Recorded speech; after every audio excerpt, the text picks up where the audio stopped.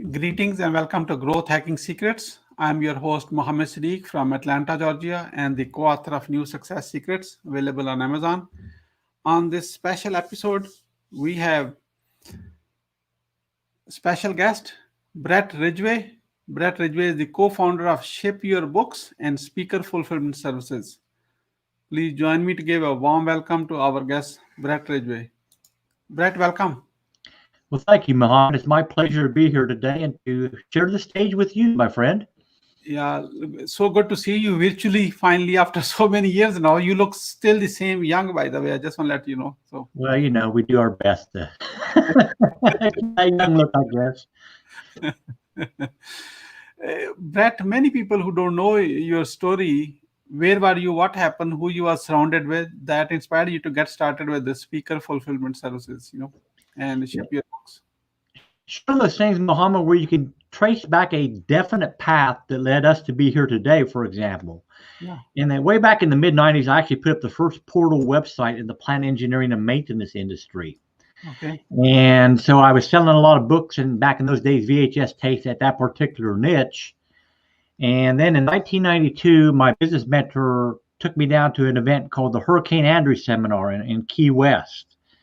And that's where I got my first exposure to direct marketing. So met guys like Carl Galletti, Howard, Brad and Alan and a lot of the old time marketing type guys. And it opened my eyes entirely. Now that chance meeting with Carl Galletti at that event in 92 led to a joint venture with him in 1995 or 6, I think it was. And then when Carl did his first internet marketing super conference in 1999, he called me up and asked me if I had handled the back of the room sales for him. Well, I didn't even know what back of the room meant, Mohammed, but I've been to Vegas before, so it sounded good to me. So I went out and handled the back sales table for him. And that's where I first met Alex Mondosian back in 1999. And obviously the people who speak at events, and our events were always in the information marketing or internet marketing spaces. Well, those speakers put on their own events. And so that led us to doing back of the room sales for more and more speakers. Got to know a lot of them. They found out we were doing product fulfillment for our own websites. And so Jim Edwards cornered me at an event in like 2002 and said, "Hey, will you do some fulfillment for me?"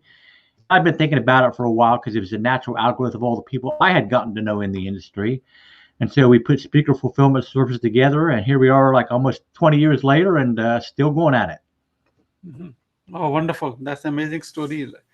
So 30 years, almost 30 years and counting, Yeah, been involved in internet marketing and since 95, so 25, 26 years now. I'm dating myself. I've earned this gray beard. Earned this gray beard. So, Brett, based on your almost quarter of century experience on this one, so there are so many mistakes you probably have done it. What are the mistakes to avoid when you're running your business? Top 3. Sure. So my first one is not establishing yourself as an expert in your niche in the minds of your customers. So regardless of what market you're in, you need to establish yourself as the go-to person in your area. So you need to speak or write a book about your subject so people gravitate towards you as the solution they need in your particular niche. That's number one. Number two, the biggest mistake I think I see people make is try to do things themselves that they're either not qualified to do or they don't really have the time to do because their time is more valuable spent elsewhere. We run a fulfillment company, Mohammed. And so if you're doing, $10 an hour task yourself, like, packing up orders and running down to the post office, that means you're not spending your time doing marketing, speaking, product creation, only the things that you can really do best. So you got to figure out what your time is worth and what you should outsource and get off your plate. So try to do things yourself that you shouldn't be doing would be number 2 on my list. And then the third one is not applying what I call any amplifiers to your business. How can you leverage what you're doing? That leverage could be hire an employee, hire a VA, get better software.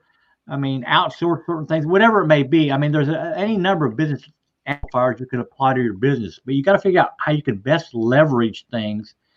Another example of that would be repurposing content.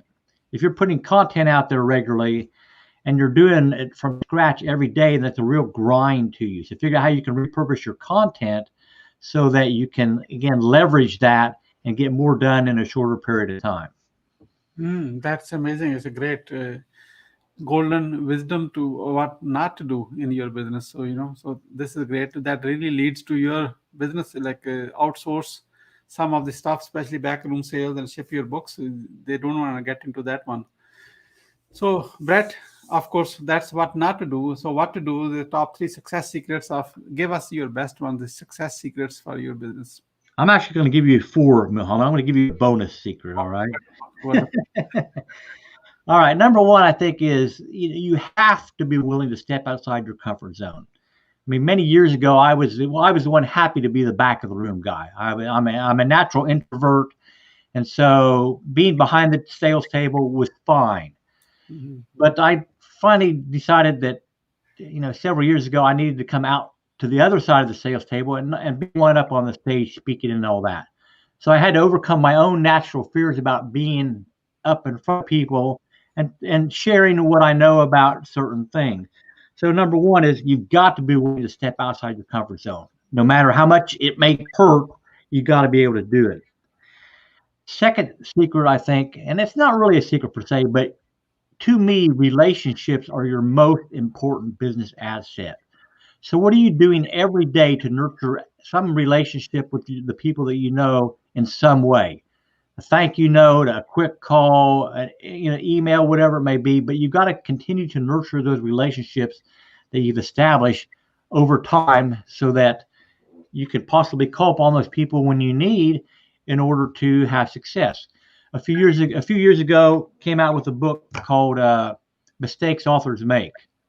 And we were able to get that to become an Amazon bestseller because of those relationships I had established and nurtured in the industry. And those people were able to help us push that to the top of Amazon. The third secret I would say is if you're going to partner with somebody who does well at what you suck at.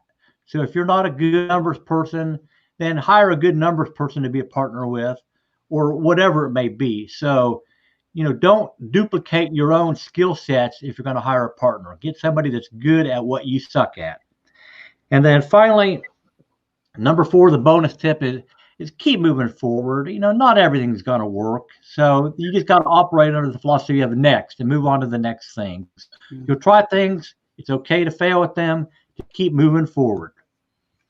Keep moving forward. That's you give yourself a permission to fail fast and move on to the next thing. Don't hold a grudge to yourself. Oh my God, nothing is going to work because I failed on one. Yeah, I mean, people have a tend to procrastinate because they're perfectionists. Yeah. And not everything you got to put out there is going to be perfect, but you got to put it out there. And as I said, keep moving forward. If you wait for something to be perfect, you'll never launch anything. A new marketing campaign, a new product, whatever. You got to overcome your procrastination to have perfection. Mm-hmm. Brett, I'm going to put you on a spot and ask a specific question for your business because in last 1 year or so, because of the COVID, because your business mostly depend on the events, and events are almost like gone. Big events are gone. So speaker fulfillment services and ship your books mostly, as per my little understanding, the business comes from the events because back of the room sales. So how do you overcome all those challenges that hit us due to COVID? Sure. So, I mean, our clients, Muhammad, are primarily authors, speakers, and what you would call information marketers. Now, for some of our clients, that means we're handling nothing but the fulfillment side of things. So if you're an author and you've written a book and you don't want to fulfill your book orders yourself, then you send us the books and we'll fulfill those individual orders for you. For other of our clients, that means we actually produce their products. So if they have something beyond the book, like a home study course that could consist of CDs or DVDs or manuals or USB drives or whatever, then we do the actual printing, packaging, and fulfillment of those products. And, despite COVID, those have largely carried on. People are at home a lot more, so the reading levels in many cases have increased. So people are still buying books and they're still buying home study courses that they can, do on their own time to learn a new skill set. What has gone away certainly is for those speaker clients of ours that we were doing, bulk shipments out to their speaking events because they didn't want to lug books around. Well, that's gone away. I mean, and it'll come back eventually. But, fortunately, that wasn't a large part of our business. We did have to adapt and recognize that wasn't going to be important. So, I mean, we've launched some new things. We created a new print-on-demand service for small booklets called Booklets Delivered. So, I mean, we're always testing out new markets and all that. In terms of internal processes, yeah, we definitely had to adapt. I mean, our people are kind of already segregated anyway. We have a large facility, 50,000 square feet. So people are kind of spread out anyway, but we mask and we changed our work surfaces so they can be easily cleansed. We don't have walk-in traffic here, so that's not really an issue. So aside from having to adapt to a few internal process changes, it's pretty much been business as normal for us, other than the occasional COVID scare for somebody's possibly been exposed to somebody that has COVID. And since we operate a fairly lean and mean staff, it's like, wow, if we lose that person, this is going to be kind of painful, but we've been able to forge ahead so far.